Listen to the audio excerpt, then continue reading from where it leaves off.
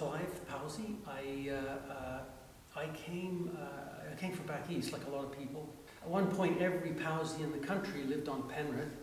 So most of my family were out here. We moved here in 2004. And I was able to keep doing my animation work in moving here. I used I was a background painter for animated film, and to help earn some crust. And I kept my connections with studios in Toronto, and I would burn discs, CDs or DVD. I burned discs anyway of the paintings, CDs, I guess they were, so long ago. And then I would FedEx them back, and then eventually they had FTP sites, and so that was in 2004. I was probably a precursor of the many people who actually now live in more remote communities and work in the big city.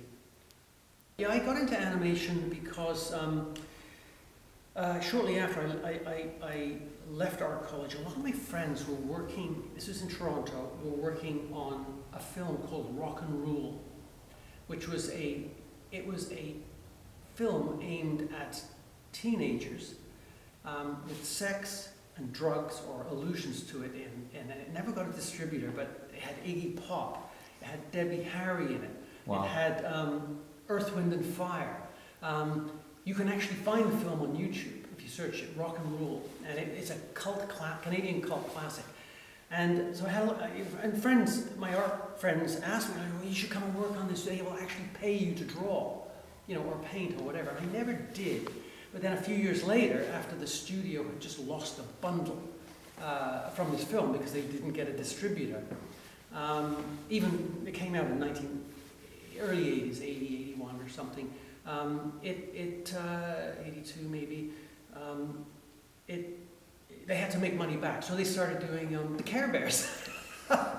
So I ended up, I was about to go and work in a factory, and I thought, well, I have a lot of friends working in an art factory, and so I thought instead of working in a plastics factory, I would try working in an art factory, and that's sort of what an animated studio is, and it was a fantastic experience. I mean, it wasn't always enjoyable work, but it was an opportunity to apply,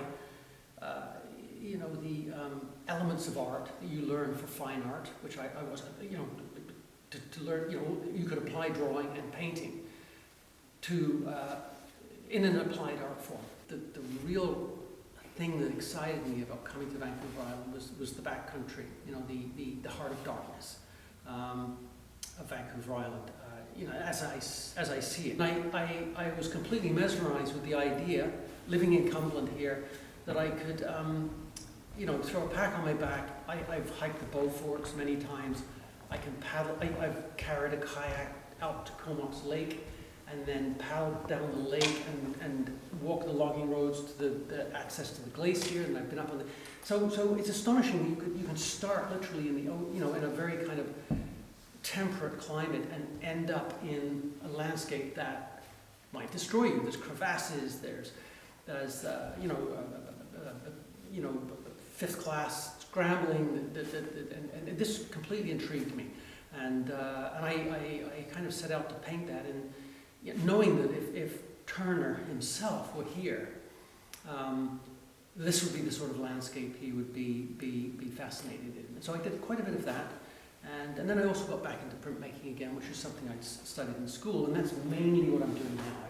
I've kind of dropped I'm not doing quite as much, near as much landscape painting, but doing more printmaking. I love the landscape and I love nature, but I think it's that 19th century and 20th century aesthetic that makes you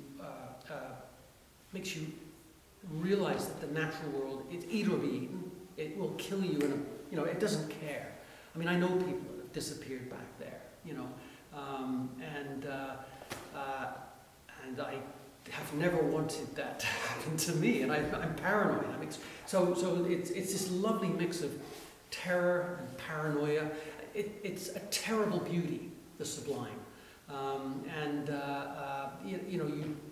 It's not a kind of an aesthetic where, where, oh, nature's wonderful, and, you know, isn't it, I'm at home in nature. You're not at home in nature, not out there. You're an interloper.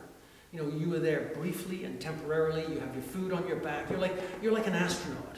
You know, you might as well be walking on the moon, because you will not be sustained in that environment. You know, there's nowhere to cultivate crops. There's no, you know, it's hostile. And for most of the year, like right now, it's formidable. And on a sunny day and good weather, you can go there. But you know, the weather turns. You've got avalanches and marvelous.